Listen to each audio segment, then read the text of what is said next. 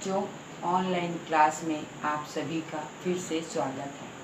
आज हम हिंदी के बसंत के पाठ 4 दीवानों की हस्ती कविता का अध्ययन करेंगे, जिसके कवि भगवती चरण वर्मा जी हैं। यह आधुनिक कविता का नमूना है। दीवानों की मस्ती में उत्साह और अलमस्ती प्रदर्शित किया गया है। यह कविता भगवती चरण वर्मा जी के द्वारा रचित है।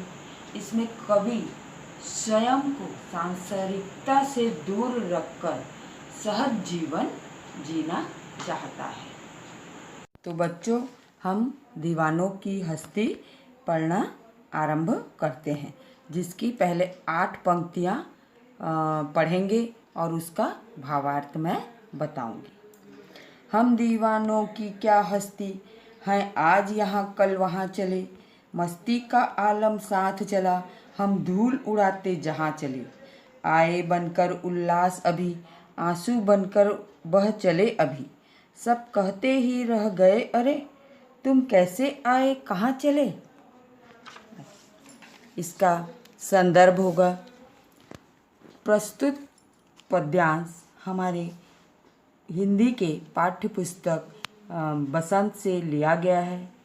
इसके कवि भगवती चरण वर्मा जी हैं। अच्छा, इसका प्रसंग है बसंत की कविता दीवानों की हस्ती में। इसमें कहा गया है कि देश पर मर मिटने वाले वीर बहुत ही मस्त मौला और मनमौजी स्वभाव के होते हैं। वे कभी भी एक स्थान पर टिककर नहीं रहते, बल्कि जहाँ भी वो जाते हैं वहाँ के वातावरण में खुशहाली और जोश बिखेर देते हैं। इस पद्यांश में ये बताया गया है। व्याख्या, उसका भावार्थ।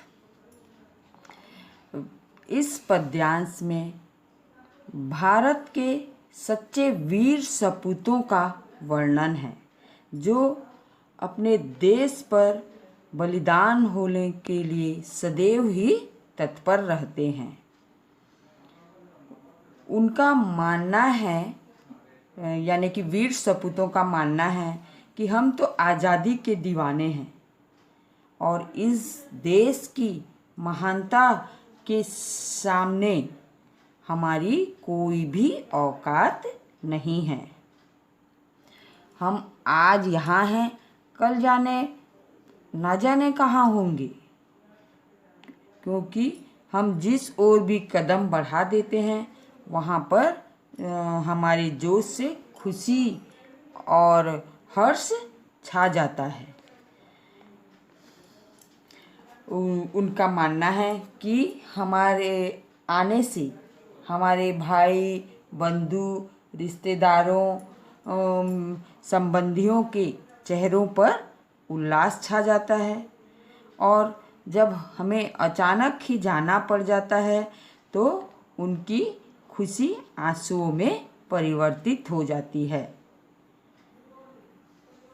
और सभी ये कहते हैं उनसे कि तुम तो अभी अभी आए थे और अभी अभी कैसे चले जा रहे हो। और ऐसा इसलिए होता था क्योंकि जब ये देश की आज़ादी के लिए लड़ रहे थे और हमारा भारत देश अंग्रेज़ों ब्रिटिश के गुलाम था, तो ब्रिटिश सरकार ये हमारे स्वतंत्रता सेनानियों को कभी भी कहीं भी किसी भी वक्त भी गिरफ्तार करने से चूकती न थी।